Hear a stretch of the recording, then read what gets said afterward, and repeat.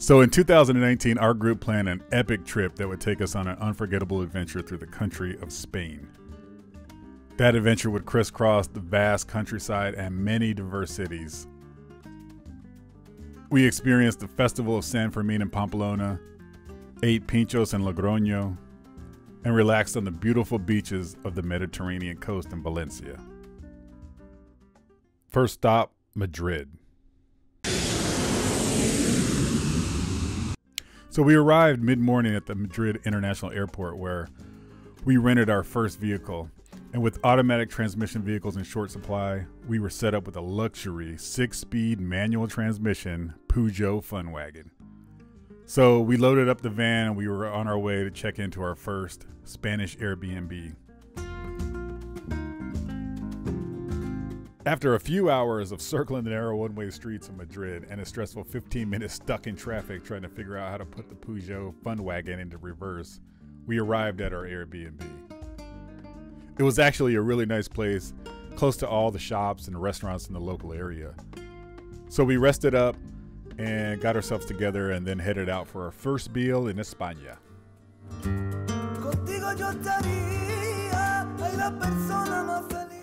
All right, salud. Some sangria.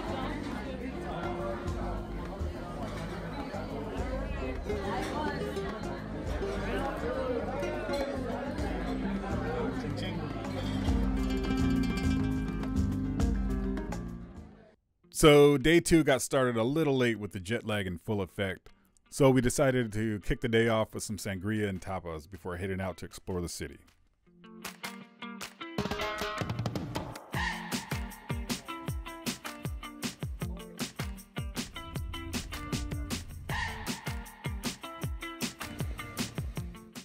We visited the Real Madrid football stadium located in downtown Madrid. Worth over $4.2 billion, it's the second highest earning football club in the world.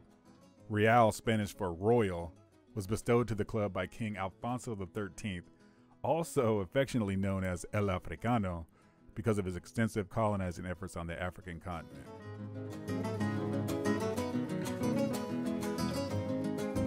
As our day closed and we strolled through the streets of Madrid, we stumbled across what we would come to find out to be the largest gay pride parade in all of Europe, Orgullo de Madrid. The streets were packed and the atmosphere was great. The official attendance number was set at 3.5 million people. It was a cool experience and provided an excellent way really to cap off our last night in Madrid.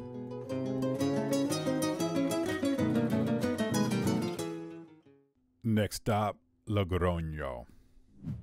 Before embarking on our more than 3.5-hour drive to Logroño, we made a quick breakfast stop at Mickey D's. Complete with a mini cafe and a comfy dining lounge, Spanish Mickey D's was a little more highbrow than the typical one in the U.S. While the menu had most of the familiar Mickey D's fare, the menu option of choice was the Deseo Tortilla, a marriage of the English muffin, Spanish tortilla, famous jamón ibérico, and a healthy slathering of tomato puree. Once we finished breakfast, we gassed up and then got on the road.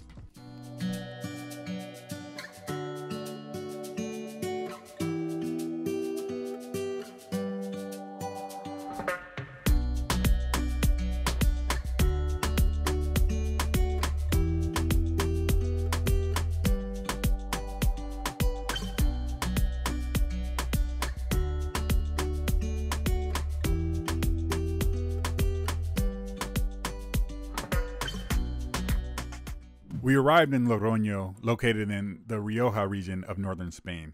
With a population of just over 150,000, the region is famous for producing some of the world's best wine.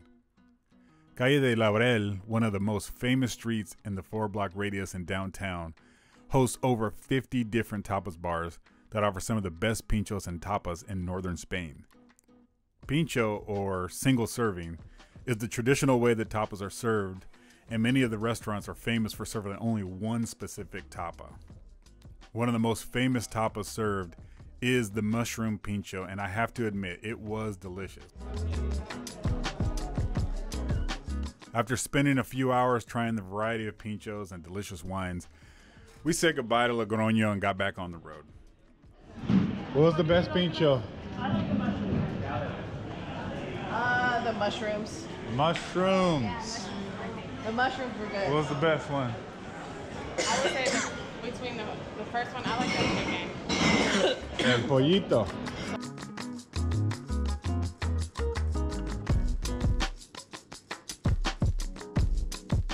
Next stop, Pamplona. Located just 30 miles south of the border of France is the city of Pamplona. With a population of 209,000 people, Pamplona is the third largest city in the Basque region, but it's known worldwide for the encierro, running of the bulls, and this is what we came to see. So we got into town, checked in our Airbnb, and then we got some dinner and decided to rest up for the festivities the next day. So the bull running event begins at 8 a.m. daily. So we got up early, suited up in the traditional attire of all white and red neckerchief, and then we headed out. The streets were packed with thousands of people lined up along the blocked off run route to watch participants run with the bulls and make their way to the bull ring where they fight matadors in the afternoon. The event actually was made famous in the English-speaking world by the 1926 Ernest Hemingway novel The Sun Also Rises.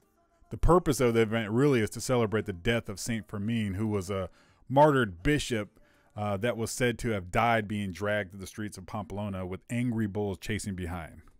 After watching the bulls run, the streets opened back up, and we did some sightseeing and then decided to grab some lunch.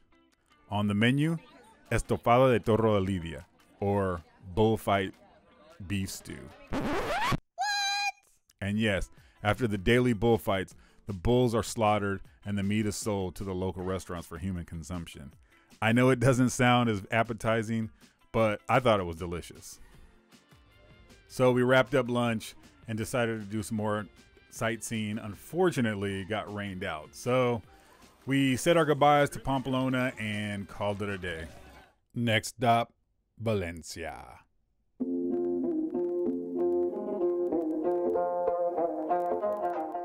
Our final destination was in the city of Valencia. With an estimated population of more than 2 million people, Valencia is the third largest city in all of Spain.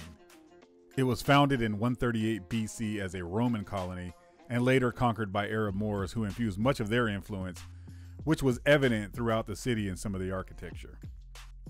Valencia is known for its mild Mediterranean climate, beautiful beaches, but most famously for paella.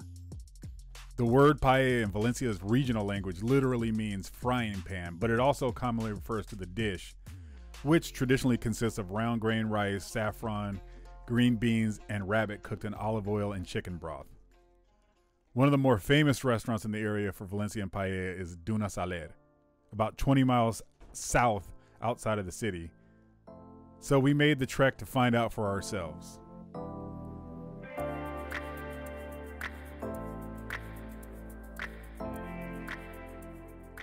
The restaurant was outstanding, located right on the beach, and the paella was delicious as advertised. Here we go. That's the magic. Oh,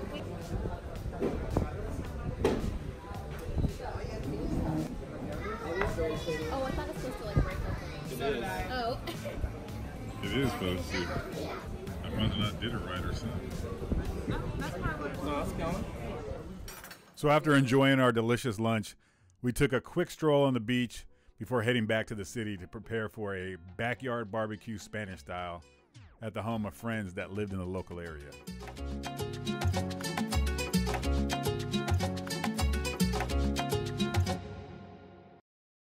You're a dragon?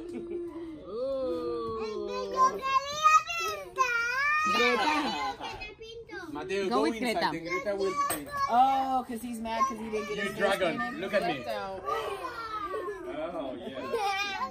You look at me. Yeah, I do. Greta, Greta. Look at the camera. Look at the camera.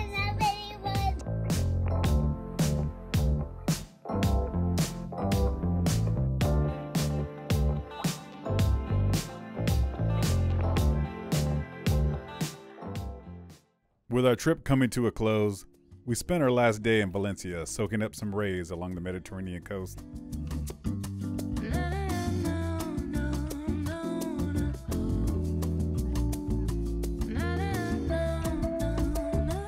The next morning, we packed our bags, picked up some supplies at the open market, and hit the road. It was an amazing trip and one that won't be soon forgotten. Lots of food, lots of wine, and good times to be had by all. Adios, España.